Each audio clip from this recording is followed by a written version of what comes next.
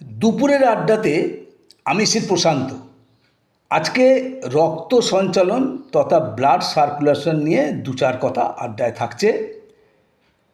হাঁটলে শরীরে রক্ত সঞ্চালন অনেকটা বেড়ে যায় এবং এতে কোষে কোষে অক্সিজেন ও গ্লুকোজ সমৃদ্ধ রক্ত বেশি করে পৌঁছয়। অবশ্য হাঁটা ছাড়াও cycling, jogging, swimming, stepping, skipping এগুলোও একটা কাজ করে রক্ত সঞ্চালনের ক্ষেত্রে।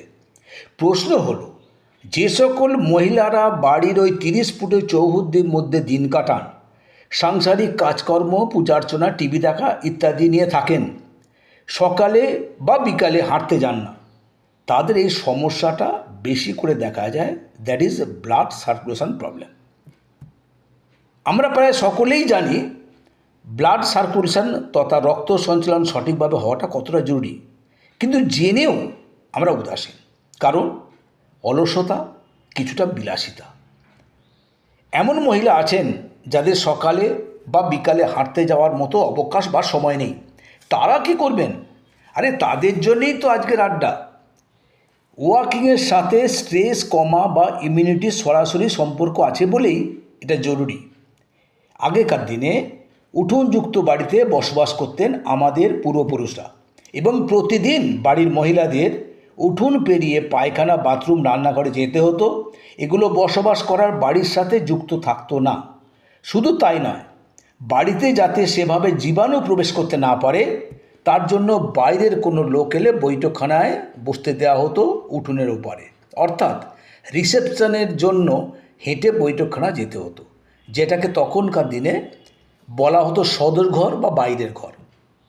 বর্তমানে আমরা ফ্ল্যাটে বা বক্স প্যাটার্ন বাড়িতে বাস করি। বারান্দা থাকলেও কিন্তু উঠোন নেই।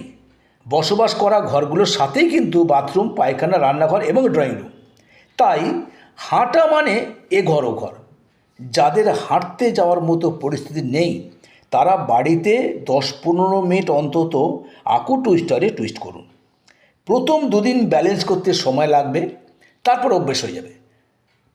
প্রথমে যদি পায়ের পাতায় লাগে তাহলে একটু কাগজ বা কাপড় বিছিয়ে প্র্যাকটিস করবেন, পরে খালি পায়ে করবেন, আকুপাংচারের কাজ হবে। ব্লাড সার্কুলেশন ছাড়াও কিন্তু নার্ভের কাজ হবে এতে।